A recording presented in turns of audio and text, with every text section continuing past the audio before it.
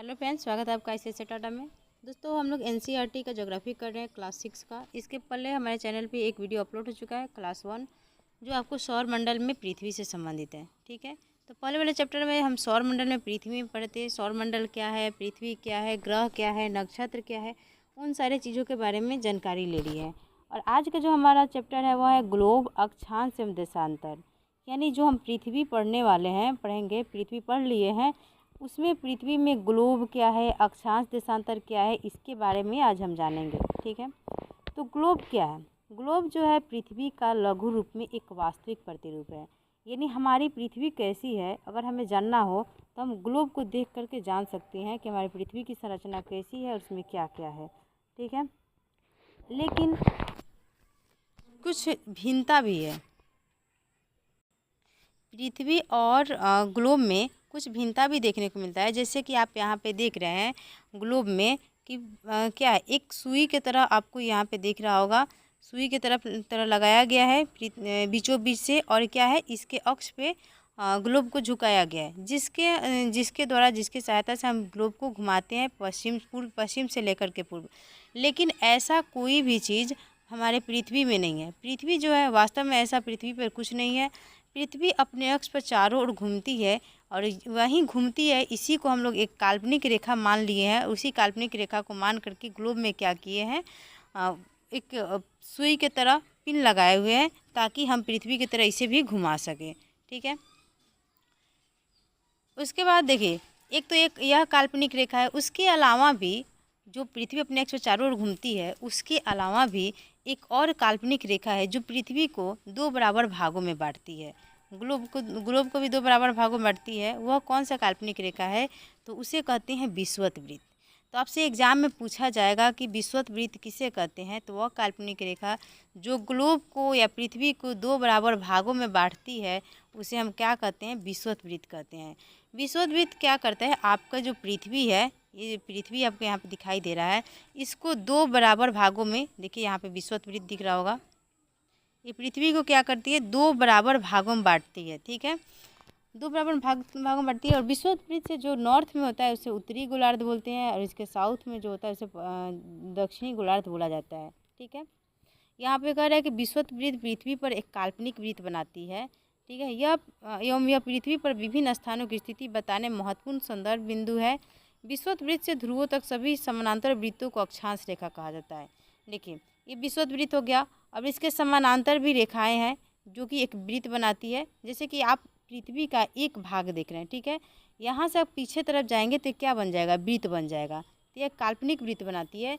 तो जब विषुवत वृत्त, जो विषुवत रेखा है, आपको पृथ्वी को दो बराबर भागों में बांटती है, तो एक ऊपर अर्धवृत्त बनाती है और नीचे एक वृत्त बनाती है। ठीक है, और इसी के समानांतर जो है बहुत सारे वृत्त बना हुआ है। जैसे कि 0 डिग्री हो गया, 0 डिग्री बाद 1 डिग्री, 2 डिग्री, 3 डिग्री, ऐसे करते करते करते बहुत सारा वृत्त बना हुआ है।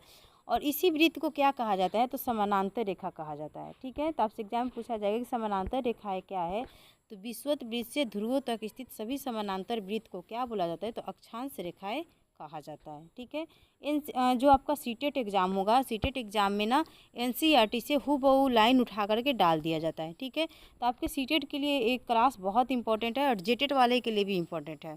नेक्स्ट है विषुवत वृत्त, जो है शून्य अंश अक्षांश को दर्शाती है।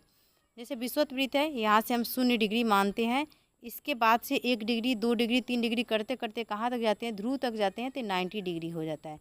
क्योंकि देखिए, कोई भी वृत्त हो, क्या होता है? 360 डिग्री का होता है। वैसे ही पृथ्वी क्या है? ये 360 डिग्री का है। ठीक है, तो जो विषुवत वृत्त है, यहाँ से क्या होता है, यहाँ पे देखिए क्या कहा गया है कि विषुवत वृत्त शून्य अंश अक्षांश को दर्शाती है। चूँकि विषुवत वृत्त से दोनों तरफ ध्रुवों के बीच की दूरी पृथ्वी के चारों ओर के वृत्त का 1/4 है। यानी पृथ्वी के चारों ओर के वृत्त कितना है? 360 डिग्री है।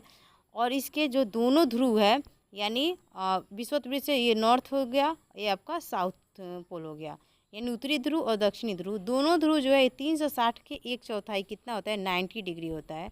तो 1/4 यानी 90 डिग्री नॉर्थ, उत्तरी ध्रुव को 90 डिग्री नॉर्थ बोलते हैं, दक्षिण ध्रुव को 90 डिग्री साउथ बोलते हैं।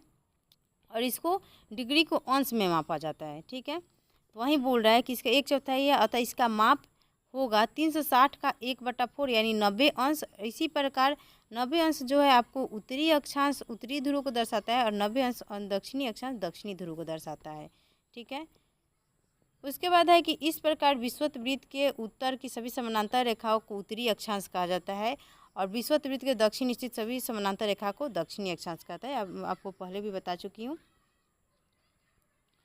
जैसे देखिए यहाँ पे क्या कह रहा है कि विषुवत वृत्त जो है आपको उत्तरी और दक्षिणी के बारे में बताता है। ठीक है, उत्तरी गोलार्ध और दक्षिणी गोलार्ध के बारे में बताता है। तो इससे क्या होता है कि पृथ्वी पे कौन सी चीज़ कहाँ पे है, कौन सा स्थान कहाँ पे है, इसको समझने में हमें क्या होता है, आसानी होता है। जैसे कि आप देखिए महाराष्ट्र में चंद्रपुर है और ब्राज़ील में जो है दक्षिण अफ्रीका है, ब्राज़ील दक्षिण अमेरिका में है और वहाँ का जगह है बेलो होरिजेंटो।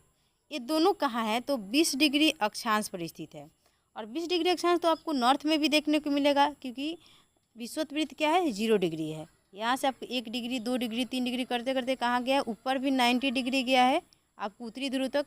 ऐसे ही 1 2 3 करते करते 90 डिग्री आपको कहाँ है, दक्षिणी में भी आया है। ठीक है, और यहाँ पे सिर्फ क्या कर रहा है कि अक्षांश 20 डिग्री पर स्थित है। ठीक है, अगर आपसे बोला जाए कि 20 डिग्री अक्षांश पर स्थित है तो आप तो दोनों साइड देखने लगोगे ना कि अब क्लियर ही नहीं होगा कि किस साइड में है। लेकिन अगर आपको पता है कि नॉर्थ अक्षांश में है या साउथ अक्षांश में तो आप उस स्थान को आसानी से ढूंढ सकते हो। तो इसका पता किससे पता चलता है, तो यही जो हमारा विषुवत वृत्त है इसी से हमें क्या होता है, इस सारे चीज़ों के बारे में आसानी से जानकारी हो जाती है। ठीक है, तो वहीं बता रहा है कि दोनों क्या है, विषुवत वृत्त 20 डिग्री अक्षांश पर स्थित है, लेकिन चंद्रपुर जो है विषुवत वृत्त के क्या है तो आपको उत्तर में है। बेलो होरिजेंटो विषुवत वृत्त के दक्षिण अंश में स्थित है, इसलिए हम कहते हैं कि चंद्रपुर 20 डिग्री उत्तरी अक्षांश पर तथा बेलो होरिजेंटो कहाँ है 20 डिग्री दक्षिणी अक्षांश पर स्थित है। ठीक है, तो आपसे एग्जाम में पूछ देगा, यहाँ से भी क्वेश्चन उठा के पूछ देगा कि महाराष्ट्र में जो चंद्रपुर है वो कितने डिग्री अक्षांश पर स्थित है या किस स्थान पर स्थित है, तो आपको नॉर्थ में स्थित है। जैसे यहाँ पे क्या कर रहा है, उत्तर में है और बेलो होरिजेंटो कहाँ है, दक्षिण में है। यहाँ से भी आपसे क्वेश्चन पूछा जा सकता है। ठीक है, और देखिए विषुवत वृत्त से जैसे ही हम दूर जाते हैं, अक्षांश रेखा जैसे ही दूर जाते हैं वैसे ही क्या होता है, अक्षांश रेखा का जो आकार होता है वह घटते जाता है। यहाँ पे देखिए ये जो विषुवत वृत्त है यहाँ पे अक्षांश की लंबाई कितनी है, विषुवत वृत्त सबसे लंबी है। ऐसे ही करते करते आप यहाँ पे उत्तरी शीत कटिबंध देखिए, उत्तरी ध्रुव वृत्त को देखिए कितना छोटा हो गया। तो ये विषुवत वृत्त से जैसे आगे बढ़ते जाता है अक्षांश रेखा, इसकी लंबाई क्या होती है, घटते जाती है। ठीक है, तो यहाँ से आपके लिए क्वेश्चन बन जाएगा एग्जाम में कि विषुवत वृत्त से जैसे ही कहाँ जाते हैं, ध्रुवों की तरफ जाते हैं तो अक्षांश का आकार क्या होता है, तो घटते जाता है। नेक्स्ट है महत्वपूर्ण अक्षांश एवं समानांतर रेखाएं। देखिए ये तो हम लोग 3 रेखाएं पढ़ लिए, 4 रेखाएं, जैसे विषुवत वृत्त हो गया 0 डिग्री, उत्तरी ध्रुव वृत्त जो कि 90 डिग्री नॉर्थ में है, उसके बाद आपको दक्षिणी ध्रुव वृत्त 90 डिग्री साउथ में है। इसके अलावा भी और सारा महत्वपूर्ण अक्षांश है, वो कौन कौन सा है, देखिए उत्तरी गोलार्ध में कर्क रेखा, यहाँ पे देखिए क्या है, उत्तरी गोलार्ध में क्या है, कर्क रेखा हो गया। उसके बाद क्या है, उत्तरी ध्रुव वृत्त, कर्क रेखा जो है 23.5 डिग्री पे है, उसके बाद उत्तरी ध्रुव वृत्त 66.5 डिग्री पे। वैसे ही दक्षिणी गोलार्ध में जाएंगे तो मकर रेखा, ये भी 23.5 डिग्री पे है और दक्षिणी ध्रुव वृत्त जो है वो अभी कहाँ है, 66.5 डिग्री पे है। ठीक है, तो ये दोनों क्या है, वहीं यहाँ पे कह रहा है कि 4 और क्या है अक्षांश रेखाएं हैं, उत्तरी गोलार्ध में कर्क रेखा, दक्षिणी गोलार्ध में मकर रेखा और विषुवत वृत्त के 66.5 डिग्री उत्तर में उत्तर ध्रुव वृत्त और विषुवत रेखा के दक्षिण में दक्षिणी ध्रुव वृत्त है। उसके बाद देखिए पृथ्वी का जो ताप कटिबंध है वह कहाँ होता है, तो कर्क रेखा और मकर रेखा के बीच के सभी अक्षांशों पर सूर्य जो है वर्ष में एक बार दोपहर में सिर के ठीक ऊपर होता है। यहाँ जो ये टॉपिक है आपके लिए बहुत इंपॉर्टेंट हो जाएगा क्योंकि एग्जाम में पूछा सकते हैं कि किस समय में सूर्य जो है सिर के ठीक ऊपर होता है, किस समय नहीं, कहाँ कहाँ पे।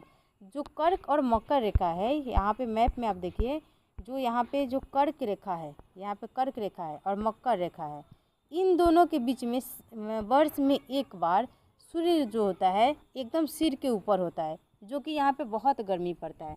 उसके ऊपर आप जाएंगे तो यहाँ पे क्या होता है, सूर्य का किरण जो होता है तिरछा पड़ता है, तो यहाँ पे ज़्यादा गर्मी नहीं पड़ती उसके अलावा अब जब उत्तरी ध्रुव वृत्त में जाएंगे यहाँ पे, तो सूर्य की किरणें एकदम क्षितिज से ऊपर जाती ही नहीं है, जिसके कारण यहाँ पे ज़्यादा गर्मी नहीं पड़ती है। वो आपको नीचे दिया गया है। जैसे कि सूर्य क्या करता है, दोपहर में एक बार सिर के ठीक ऊपर आता है, इसलिए क्षेत्र में सबसे अधिक ऊष्मा प्राप्त होती है और इसे क्या कहते हैं, उष्णकटिबंध कहते हैं। तो आपसे पूछा जा सकता है उष्णकटिबंध किसे कहते हैं। तो कर्क रेखा और मकर रेखा के बीच जितने भी अक्षांश हैं वहाँ पे क्या कहते हैं, सूर्य वर्ष में दोपहर के समय सिर के ठीक ऊपर होता है, उसी को हम क्या कहते हैं, उष्णकटिबंध कहते हैं, जहाँ पे सबसे अधिक ऊष्मा प्राप्त होती है। उसके बाद कर्क रेखा तथा मकर रेखा के बाद किसी भी अक्षांश पर दोपहर का सूर्य जो होता है कभी भी सिर के ऊपर नहीं होता है। ध्रुव की तरफ सूर्य की किरणें तो एकदम तिरछी पड़ती है। इस प्रकार उत्तरी गोलार्ध में कर्क रेखा एवं उत्तरी ध्रुव वृत्त तथा दक्षिणी गोलार्ध में मकर रेखा एवं दक्षिणी ध्रुव के बीच वाले क्षेत्र का तापमान जो होता है मध्यम रहता है, इसे शीतोष्ण कटिबंध कहते हैं। शीतोष्ण कटिबंध आपका यहाँ से क्लियर हो जा रहा है, शीतोष्ण कटिबंध कहाँ कहाँ पड़ता है। ठीक है, कर्क रेखा और क्या बोलते हैं, उत्तरी ध्रुव के बीच और मकर रेखा और दक्षिणी ध्रुव के बीच में आपको शीतोष्ण कटिबंध होता है। ये 3 टॉपिक जो है आपके लिए बहुत इंपॉर्टेंट हो जाएगा, उष्ण कटिबंध, शीतोष्ण कटिबंध और शीत कटिबंध क्या होता है। और शीत कटिबंध देखिए क्या होता है, उत्तरी गोलार्ध में जो उत्तरी ध्रुव वृत्त है और उत्तरी ध्रुव है, वहीं दक्षिणी गोलार्ध में दक्षिणी ध्रुव वृत्त तथा दक्षिणी ध्रुव के बीच में जो क्षेत्र में ठंड पड़ती है, क्योंकि यहाँ की जो सूर्य की किरण होती है क्षितिज से ज़्यादा ऊपर नहीं जाती है, इसलिए यहाँ पे क्या होता है, शीत कटिबंध होता है। आपको मैप में ग्लोब के द्वारा दिखा दे रही हूँ। देखिए यहाँ पे क्या है, उत्तरी ध्रुव वृत्त हो गया, यहाँ पे क्या है, उत्तरी ध्रुव है। यहाँ पे जो है इसको शीत कटिबंध कहते हैं। यहाँ पे क्या होता है, हमेशा ठंडा ही रहता है। वहीं दक्षिण में भी देखेंगे, यहाँ पे दक्षिण ध्रुव वृत्त और साउथ पोल, इन दोनों के बीच में क्या होता है, हमेशा ठंडा ही रहता है। इसी के बारे में बता रहा है, इसी को शीत कटिबंध कहते हैं। उसके बाद देखिए अब देशांतर क्या है। देखिए अक्षांश की स्थिति से तो हमें पता चल गया कि नॉर्थ और साउथ क्या है। ठीक है, कौन चीज़ नॉर्थ में है, कौन चीज़ साउथ में है, लेकिन उसके अलावा भी नॉर्थ और साउथ में होने के अलावा भी कौन चीज़ ईस्ट में है, कौन सा स्थान ईस्ट में है, कौन सा स्थान वेस्ट में है, इसकी जानकारी हमें किससे पता चलती है, तो देशांतर से पता चलती है। जैसे देखिए प्रशांत महासागर में एक जगह है टोंगा द्वीप और हिंद महासागर में क्या है, मॉरिशस द्वीप है। दोनों के दोनों कहाँ है, 20 डिग्री दक्षिणी अक्षांश में स्थित है। ठीक है, दोनों तो दक्षिण में ही है, यानी दक्षिणी गोलार्ध में ही है, लेकिन वो पूर्व में है कि पश्चिम में है, इसका स्थिति हम कैसे जानेंगे, तो इसकी स्थिति हमें कैसे पता चलेगा। तो उत्तरी ध्रुव को दक्षिण ध्रुव से जोड़ने वाली जो संदर्भ रेखा है, या पूर्व या पश्चिम की ओर इन स्थानों की दूरी कितनी है, इसके बारे में हम कैसे पता चलता है, तो देशांतरीय याम्योत्तर से इसके बारे में पता चलता है हमें। और जो देशांतरीय याम्योत्तर होता है इसे अंश में मापा जाता है। ठीक है, इसमें प्रत्येक अंश को मिनट में और मिनट को सेकेंड में विभाजित किया जाता है। ये अर्धवृत्त है, इनके बीच की दूरी जो होता है ध्रुवों की तरफ बढ़ने पर घटती जाती है। जैसे यहाँ पे देखिए जो हम लोग अक्षांश रेखा पढ़े हैं उसमें क्या पढ़े हैं कि उसकी जो लंबाई होती है वह ध्रुवों की तरफ जाते हुए घट जाती है, लेकिन उसका जो क्या बोलते हैं, जो बीच के जो दूरी होता है वह प्रत्येक जगह समान ही होता है। लेकिन अब जैसे जैसे देशांतर रेखा में जाएंगे तो इसकी देखिए लंबाई सेम है, लंबाई में कहीं से भी अंतर नहीं है, लेकिन इनके बीच की दूरी देखेंगे तो यहाँ पे विषुवत रेखा के पास देखेंगे तो बहुत ज़्यादा है। ठीक है, लेकिन वहीं आप जैसे जैसे ध्रुवों के पास जाते हैं तो यहाँ पे देखिए इसकी लंबाई क्या हो रहा है, एकदम दूरी क्या हो रहा है, एकदम कम होते जा रहा है, और ध्रुवों के पास जाकर के सब के सब एक में मिल जा रहे हैं। ठीक है, तो यही बात यहाँ पे कहा जा रहा है। तो यही बात क्या कर रहा है, यहाँ पे कहा जा रहा है कि सभी देशांतरी याम्योत्तर क्या होता है, आपको ध्रुव पे जाकर शून्य हो जाती है और एक दूसरे में मिल जाती है। तो इनके बीच की दूरी कहाँ पे कम होती है, तो ध्रुवों के पास कम हो जाती है, और इनकी लंबाई सेम ही रहती है। वही बात यहाँ पे भी कहा गया है कि जो अक्षांश रेखा है देशांतरीय याम्योत्तर की लंबाई समान होती है और अक्षांश रेखा की लंबाई कम हो जाती है। इनका लंबाई सेम होने के कारण, जो देशांतरीय याम्योत्तर है इनकी लंबाई सेम होने के कारण जो हमें पूर्व और पश्चिम दिशा का निर्धारण करना था इसमें कन्फ्यूजिंग होने लगा कि इसका पूर्व और पश्चिम कैसे निर्धारित करें, क्योंकि सबकी लंबाई क्या है, सेम है, इसका पहचान कैसे होगा। तो सभी देशों ने निश्चय किया कि जो ग्रीनिच स्थान है ब्रिटिश राजकीय वेधशाला जहाँ पे स्थित है, यहाँ से जो भी याम्योत्तर गुजर रही है इसके जो इधर जाएगी पूर्व में, इसे क्या कहा जाएगा, पूर्व वेधशाला कहा जाएगा, पूर्व क्या कहा जाएगा, यामी कहा जाएगा, और इस ग्रीनिच के जो पश्चिम में जाएगा इसे पश्चिमी वेधशाला कहा जाए, यामी कहा जाएगा। ठीक है, तो आपसे एग्जाम में पूछा जाता है कि जो प्रमुख यामी है वह कहाँ पे है, तो जो जहाँ पे ग्रीनिच ब्रिटिश राजकीय वेधशाला है वहीं पे आपका क्या है, प्रमुख यामी है। और इस प्रमुख यामी को ही 0 डिग्री देशांतर रेखा मान लिया गया है। यहाँ से हम 180 डिग्री पूर्व या 180 डिग्री पश्चिम तक गणना करते हैं। और आपको पता होगा कि जो 180 डिग्री पूर्व और पश्चिम यामी है वो पृथ्वी को 2 समान भागों में बांटती है, और दोनों के दोनों जो 180 डिग्री और पूर्व और पश्चिम देशांतर है वो एक जगह पे ही जा कर के मिलती है। ठीक है, यहाँ से भी आपसे क्वेश्चन पूछा जाएगा। इसलिए किसी स्थान के देशांतर के आगे पूर्व के लिए पूर्व लिखा जाता है और पश्चिम के लिए क्या किया जाता है, पश्चिम का उपयोग किया जाता है। 180 डिग्री पूर्व और 180 डिग्री पश्चिम यामी एक ही रेखा पर स्थित है। तो आपसे पूछ देगा एग्जाम में कि 180 डिग्री पूर्व और 180 डिग्री जो याम्योत्तर है, पश्चिमी याम्योत्तर है, वो कहाँ पे मिलती है, तो दोनों के दोनों एक ही रेखा पे मिलती है। उदाहरण के लिए देखिए, याम्योत्तर के बारे में बताया, देशांतर के बारे में, कि असम में जो धुबरी है 26 डिग्री उत्तरी अक्षांश पे है एवं 90 डिग्री पूर्वी देशांतर पे स्थित है। अब इस बिंदु पे को देखें जहाँ ये दोनों रेखाएं एक दूसरे काटती है, यह बिंदु का है, धुबरी की सही स्थिति बताएगी। ये आपको मैप के द्वारा देखना होगा, और इस बुक में अभी मैप उतना क्लियर दिया नहीं गया है। ठीक है, अब हम देखते हैं आगे कौन सा टॉपिक है, देशांतर और समय के निर्धारण। देखिए, देशांतर के द्वारा क्या होता है, हम समय का निर्धारण करते हैं। समय को मापने का सबसे अच्छा साधन क्या है, तो समय को मापने का सबसे अच्छा साधन क्या हो जाएगा, आपको पृथ्वी हो जाएगा, चंद्रमा हो जाएगा, और जो ग्रहों की गति है यही समय मापने का सबसे अच्छा साधन है। क्योंकि सूर्योदय एवं सूर्यास्त क्या होता है, प्रतिदिन होता है, और इसका निर्धारण यह स्वाभाविक है कि पूरे विश्व में समय निर्धारण का सबसे अच्छा साधन होगा। आपसे एग्जाम पूछा जाएगा समय मापने का सबसे अच्छा साधन क्या है, तो पृथ्वी, चंद्रमा एवं ग्रहों की जो गति है वही समय मापने का सबसे अच्छा साधन है। स्थानीय समय का अनुमान तो जो सूर्य के द्वारा परछाई होता है, सूर्य के द्वारा जो परछाई बनाया जाता है उसी से पता लगाया जाता है। जैसे कि आप दोपहर के समय खड़ा होंगे तो दोपहर के समय आपका जो छाया होगा वह सबसे छोटा बनेगा, और सूर्योदय के समय अगर आप धूप में खड़े होते हैं तथा सूर्यास्त के समय तो आपकी जो परछाई होगी सबसे लंबी बनती है। ठीक है, तो इसके द्वारा इसका निर्धारण किया जाता है, सूर्य के द्वारा जो स्थानीय समय का निर्धारण किया जाता है। तो यहाँ से भी सीटेट के छोड़िए, आपको बीपीएससी में भी यहाँ से क्वेश्चन पूछा गया है कि सूर्य के समय जो दोपहर होता है उस समय हमारा परछाई कैसा होता है, तो सबसे छोटा होता है दोपहर के समय, और सूर्योदय सूर्यास्त के समय सबसे लंबी होती है। ग्रीनिच में स्थित जो प्रमुख याम्योत्तर है, याम्योत्तर पर सूर्य जिस समय आकाश के सबसे ऊंचे बिंदु पर होगा उस समय याम्योत्तर पर स्थित सभी स्थानों पर क्या होगी, दोपहर होगी। उसके बाद चूँकि पश्चिम से पूर्व की ओर चक्कर लगाती है पृथ्वी, क्या है, पश्चिम से पूर्व की ओर चक्कर लगाती है, अतः वे स्थान जो ग्रीनिच से पूर्व में है उनका समय ग्रीनिच से आगे होगा तथा जो पश्चिम है उनका समय पीछे होगा। यहाँ से भी एग्जाम में क्वेश्चन पूछा जाता है कि इसका कैसे निर्धारण होता है कि किसका समय आगे होगा, किसका समय पीछे होगा। तो जो हम लोग राजकीय वेधशाला ब्रिटिश वाला माने हैं कि यहाँ से 0 डिग्री देशांतर मान करके यहाँ से पश्चिम और पूर्व का निर्धारण किए हैं, तो ग्रीनिच से जो पूर्व में होगा, क्योंकि जो पृथ्वी है और पश्चिम से पूर्व इधर से इधर रोटेट करती है, तो जो ग्रीनिच से आगे होगा, पूर्व में होगा, वो इसका समय क्या होगा, इससे आगे होगा, और जो पश्चिम होगा इसका पीछे होगा। ठीक है, इसी के कारण जो हमारा भारत का जो रेखा है, देशांतरीय रेखा है, जो समय का निर्धारण है 5.5 घंटा आगे है।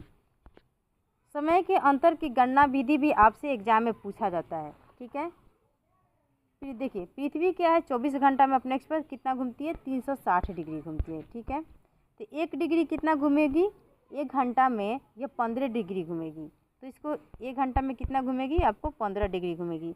तो इसको 1 डिग्री घूमने के लिए कितना टाइम लगेगा, 4 मिनट लगेगा। इसी मैथ के द्वारा, इसी कैलकुलेशन के द्वारा क्या होता है, किसी समय के निर्धारण किया जाता है कि कौन सा समय जो है कितना घंटा आगे है। तो देखिए ग्रीनिच के समय अगर 1 घंटा 60 मिनट 1 घंटा आगे होगा, अर्थात दोपहर 1 बजे होगा। 1 मिनट आपको पूरा पढ़ के सुनाना होगा, तब आपको समय इसके बारे में अच्छा से पता चलेगा। देखिए क्या करें, पृथ्वी लगभग 24 घंटे में क्या करती है, अपने अक्ष पर 360 डिग्री घूम जाती है, अर्थात वह 1 घंटा में कितना घूमेगी, 15 डिग्री, जो कि मैं आपको पहले बताई हूँ। और 4 मिनट में कितना घूमेगी, 1 डिग्री घूमेगी। इस प्रकार जब ग्रीनिच में क्या होगा, दोपहर का 12 बज रहा होगा, तब ग्रीनिच से जब 15 डिग्री आप पूर्व में जाएंगे, यानी 15 चौका क्या होगा 60 मिनट, अर्थात क्या होगा ग्रीनिच से 1 घंटा आगे वहाँ का जो समय होगा 1 घंटा आगे होगा, अर्थात वहाँ पे क्या बज रहा होगा, दोपहर का 1 बज रहा होगा। ऐसे ही समय का निर्धारण एग्जाम में क्वेश्चन पूछ देता है, क्वेश्चन देकर के बोलता है कि यहाँ पे कितना बज रहा होगा, ठीक है। लेकिन अगर ग्रीनिच से 15 डिग्री पश्चिम जाएंगे तो यहाँ का समय क्या होगा, एक घंटा पीछे हो जाएगा, अर्थात वहाँ सुबह का क्या बज रहा होगा, 11 बज रहा होगा, क्योंकि यहाँ पे 12 बज रहा है दोपहर, तो 1 घंटा पीछे जाएंगे तो कितना हो जाएगा, 11 बजेगा। किसी भी स्थान पर जब सूर्य आकाश में सबसे उच्चतम बिंदु पर होता है तो दोपहर में उस समय क्या होता है, घड़ी में 12 बजता है। इस प्रकार घड़ी के द्वारा दिखाया गया समय उस स्थान का स्थानीय समय होगा।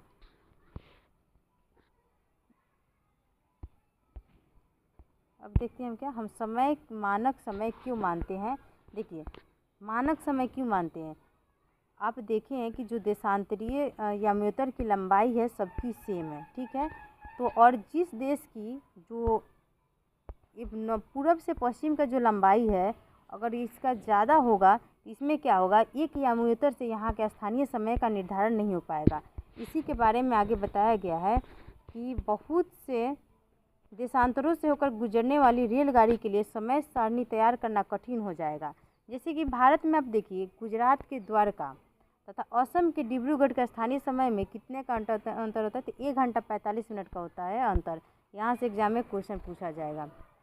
जैसे कि आप देखेंगे यहाँ पे गुजरात का क्या है, द्वारका है, यहाँ पे आपको अरुणाचल प्रदेश का क्या है, या असम का लीजिए डिब्रूगढ़। तो हमारा भारत की जो लंबाई है ना पूरब से पश्चिम वाला, इसका लंबाई क्या है, अधिक है, चौड़ाई इसको मानते हैं तो यह अधिक है। इसके कारण क्या होगा, इसके समय में 2 घंटा का अंतराल, लगभग 2 घंटा का अंतराल आ जाता है। तो वही कह रहा है कि गुजरात के द्वारका और असम के डिब्रूगढ़ के बीच में 1 घंटा 45 मिनट का अंतर होता है।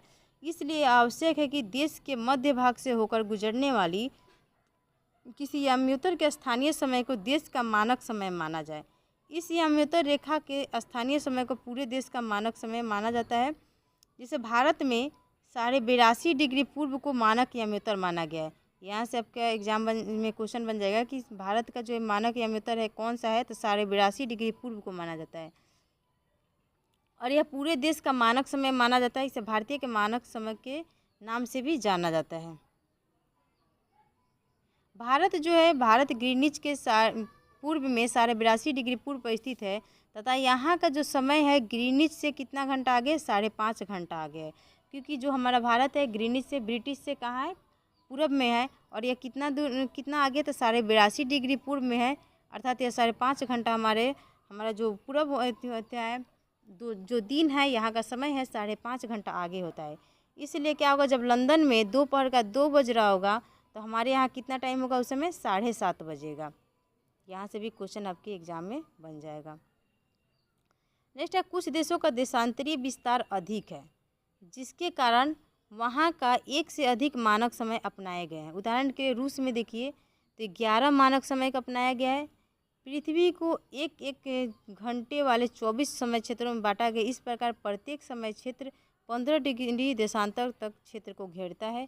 तो यहाँ सबसे क्वेश्चन पूछा जाएगा कि रूस का मानक समय कितना है, तो 11 है। वैसे ही कनाडा का कितना है, आई थिंक 7 या 9 है। आप गूगल पर सर्च कर लेंगे, इतना ही है, या 7 या 9 यही है, ठीक है। तो आपका चैप्टर 2 कंप्लीट हो चुका है। मिलते हैं नेक्स्ट वीडियो में। वीडियो अच्छा लगा हो तो चैनल को लाइक, सब्सक्राइब और शेयर ज़रूर करें।